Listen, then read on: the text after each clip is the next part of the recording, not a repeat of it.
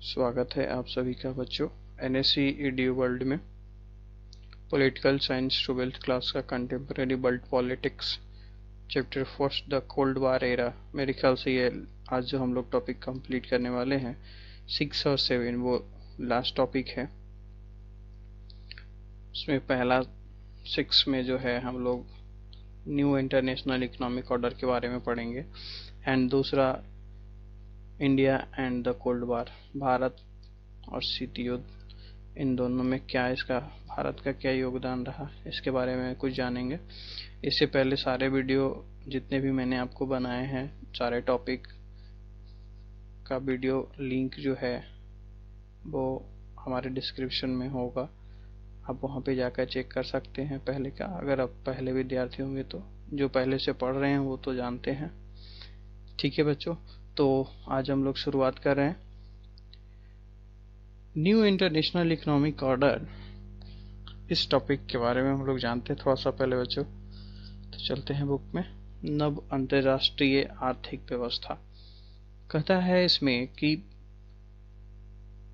गुटनिरपेक्ष देश शीत युद्ध के दौरान महज मध्यस्थता करने वाले देश भर नहीं थे। गुटनिरपेक्ष जो हम लोग पहले जानते हैं कि पंडित जवाहरलाल नेहरू और भी 4 देशों के लोग मिलकर ये नया बनाए थे नाम, है ना। तो ये सिर्फ इन दोनों दो शीत युद्ध में जो हो रहे थे उनकी मध्यस्थता सिर्फ कराने के लिए नहीं था।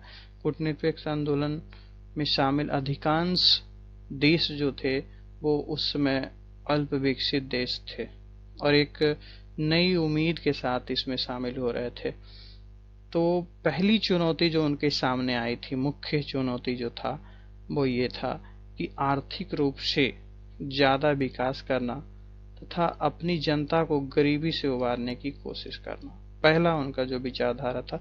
हाँ, पहली बार जब मीटिंग, आगे हम लोग जानेंगे कि जब मीटिंग हुई थी तो उस वक्त इस बारे में बातचीत नहीं हुई थी, लेकिन जैसे 1971 में हुई तो इसके बारे में टोटली ये क्लियर हुआ कि नहीं, इकोनॉमिक जो है आर्थिक व्यवस्था को मजबूत करना सबसे पहली चुनौती है और इसके बारे में उन्होंने पूरी तरीके से, आगे हम लोग जानेंगे। तो बच्चों इसमें देखते हैं कि नव स्वतंत्र देशों की आजादी के लिहाज से भी आर्थिक विकास महत्वपूर्ण था। यदि हम नया अपना विकास करते हैं, देखो बच्चों वैसे तो सभी लोग बोलते हैं पैसा सब कुछ वैल्यू नहीं देता, लेकिन बिना पैसे के कुछ हो भी नहीं सकता। किसी का विकास अब संभव नहीं है, उस समय में भी नहीं था और अब भी नहीं है। बगैर टिकाऊ विकास के कोई भी देश सही मायनों में आजाद नहीं रह सकता। अब यदि उसके पास कुछ खाने का कुछ पैसे ही नहीं होंगे तो वो कैसे आजाद रहेगा अपनी इस व्यवस्था में, कैसे वो चल पाएगा जब ऐसे आज का दौर है जिसमें कि बिना पैसे के कुछ हो ही नहीं सकता, कुछ खरीदा ही नहीं जा सकता। इसी समझ से और यही थ्योरी के अनुसार नव अंतरराष्ट्रीय आर्थिक व्यवस्था की धारणा का जन्म हुआ। 1972 में संयुक्त राष्ट्र संघ के व्यापार और विकास से संबंधित सम्मेलन जो है United Nations Conference on Trade and Development, UNCTAD जिसको हम लोग बोलते हैं, में एक रिपोर्ट दिया गया, प्रस्तुत किया गया। उस रिपोर्ट का जो शीर्षक था, उस जो टॉपिक था, उसका नाम था towards a new trade policy for development, है ना। विकास के लिए क्या पॉलिसी होनी चाहिए। अब कहता है कि इस रिपोर्ट में वैश्विक व्यापार प्रणाली के सुधार का जो प्रस्ताव किया गया था, उस रिपोर्ट में यह कहा गया था कि अल्प विकसित देशों को उन पर प्राकृतिक संसाधनों का नियंत्रण प्राप्त होगा जिनका दोहन पश्चिमी विकसित देश करते आ रहे हैं। अल्प विकसित देशों की पहुंच पश्चिमी देशों के बाजार तक होगी, जिससे कि वो अपना सामान बेचेंगे और उनकी गरीबी देश जो व्यापार का उन्हें फायदा होगा, है ना। जो गरीब वाले देश है उनको फायदा होगा। पश्चिमी देशों से मंगाई जा रही प्रौद्योगिकी की लागत कम होगी और अल्प विकसित देशों के अंतर्राष्ट्रीय आर्थिक संसाधनों में भूमिका को बढ़ेगी। देखो, विकास करने का जो तरीका है वो इसमें कोशिश किया जाता कि इन लोगों का विकास हो, जो नए नए देश हैं, है ना। तो उसके बारे में गुटनिरपेक्षता की प्रकृति धीरे धीरे बदली और इसमें आर्थिक मुद्दों को अधिक महत्व दिया जाने लगा।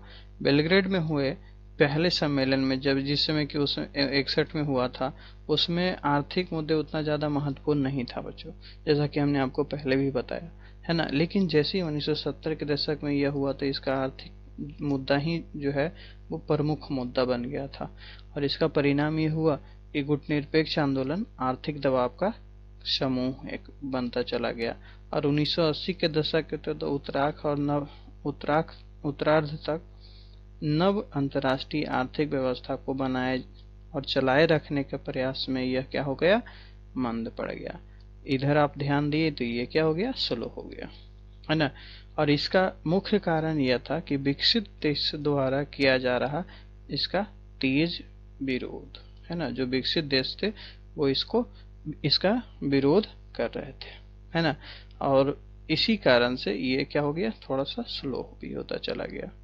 तो इसका एक कारण हम लोग इधर से भी जान लेते हैं कि देखो बच्चों, इसका हर चीज़ का मैंने पॉइंट बना दिए हैं। इंग्लिश का थोड़ा सा वेरिएबल अलग होगा एंड हिंदी का थोड़ा सा अलग होगा, क्योंकि हिंदी में हमारी सोच थोड़ा सा ज़्यादा चल रहा है। इंग्लिश मैंने उतना नहीं आपको बना पाया, जो पॉइंट्स सही रहते हैं वो मैंने लिखे हैं।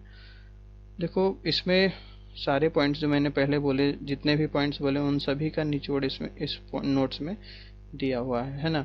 तो आप क्या करना, वीडियो को पॉज करके हर चीज को सही तरीके से नोट करने की कोशिश जरूर करना बच्चों।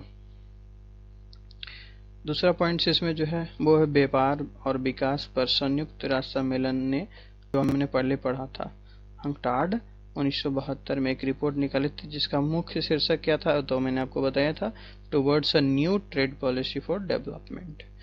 तीसरा जो पॉइंट था वो गुटनिरपेक्षता की तीसरा जो पॉइंट था वो था कि गुटनिरपेक्षता की प्रकृति धीरे धीरे आर्थिक मुद्दों को अधिक महत्व देने लगा, जबकि 1961 में ऐसा नहीं था और 1970 में ये हो चुका था। और इसी का परिणाम ये हुआ कि नाम जो है वो एक आर्थिक दबाव समूह जो है वो बन गया था, है ना। आर्थिक दबाव समूह का एक कारण बन गया था, इसी का कारण था। देखो बच्चों, अब इसके बाद हम लोग जानेंगे कि India and the cold war. तो इसके पहले हम लोग इधर पढ़े, उससे पहले हम लोग वहाँ चले जाते हैं बुक में। और बुक आप लोग इंग्लिश का जरूर रखना अपने पास, यदि इंग्लिश मीडियम से आप पढ़ रहे हो तो आपको समझ में ज़्यादा आएगी, है ना। तो भारत और शीत युद्ध के बारे में जानते हैं। भारत का जो नीति था बच्चों, वो था दो तरह का नीति, ये इसी से हम लोग समझ लेते हैं कि भारत ने शीत युद्ध के संबंध में दो तरह की नीति जो है वो का पालन किया था। पहला नीति ये था कि भारत दोनों महाशक्तियों में से किसी भी गठबंधन में शामिल नहीं हुआ। ये पहला क्लियर कर दिया कि भारत जो था वो उस समय शीत युद्ध जब हो रहे थे तो भारत दोनों महाशक्ति में किसी भी तरफ में जाने से इनकार कर दिया।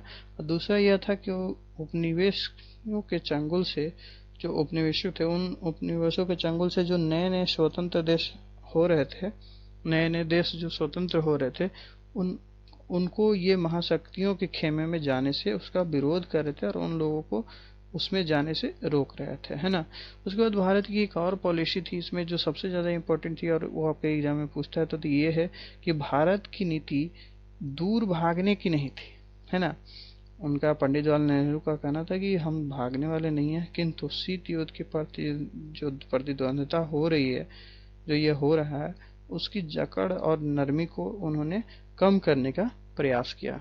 वो इसलिए क्योंकि अगर तीसरा विश्व युद्ध होता तो दिक्कत होता, तो जो भी दूसरे अपने खेमे से दूसरे खेमे में जाने की सोच रहे थे, अर्थात खेमे करने का मतलब कि किसी भी महाशक्तियों की तरफ भी वो जाने के लिए, नए स्वतंत्र देश जो जाने की सोच रहे थे, उनको उसको विरोध करके अपनी जो नीति थी उस नीति के अकॉर्डिंग लाकर गुटनिरपेक्षता की ओर ला रहे थे, ताकि जो भयावह होने वाला था और शीत युद्ध का जो जाल जो था वो ज़्यादा माहौल गर्मी ना हो जाए, क्योंकि यदि ऐसा होता तो तीसरा विश्व युद्ध संभव था बच्चों। इसलिए उन्होंने इनको इसके जो शीत युद्ध का जो जकड़न था उसको नरम करने की कोशिश की, अर्थात कम करने की कोशिश की, और अंतर्राष्ट्रीय मामलों में ये सक्रिय रूप से इसका हस्तक्षेप करने का पक्ष में थे। इसके बाद आता है बच्चों की गुटनिरपेक्षता ने भारत को अंतर्राष्ट्रीय फैसले लेने और एक महाशक्ति को दूसरे के खिलाफ संतुलित करने की शक्ति भी प्रदान की, है ना। क्योंकि भारत उस वक्त में सबसे ज़्यादा इस गुटनिरपेक्षता में अपना योगदान दे रहा था। भारत की गुटनिरपेक्षता की नीति की कई मामलों में आलोचना की गई। हाँ बच्चों, इसकी आलोचना भी हुई थी, लेकिन फिर भी भारत की जो विदेश नीति थी और अंतर्राष्ट्रीय आंदोलन में जो इनका योगदान रहा वो बहुत ही अच्छा रहा। ठीक है बच्चों, तो आज के लिए ये टॉपिक इतना ही रहा, और आप सभी अच्छे से पढ़ो, नोट्स क्लियर करो, एंड मेरे व्हाट्सएप पे आप अपना शेयर करो ये नोट्स, ताकि मुझे पता चलता रहे। आज के लिए इतना ही रहने देते हैं, एंड कोशिश करेंगे कि इसका कुछ अगला लेसन में, ऐसे तो ये लेसन एंड हो चुका है, लेकिन इसका जो कुछ इम्पोर्टेंट लाइन है, वन लाइन में जो होगा कि क्या उसको पढ़े और क्या इम्पोर्टेंट ऑब्जेक्टिव टाइप में जो होगा वो हम आपको नेक्स्ट वीडियो में वो बना के दे देंगे बच्चों। ठीक है, तो तब तक के लिए इतना ही रहने देते हैं। धन्यवाद।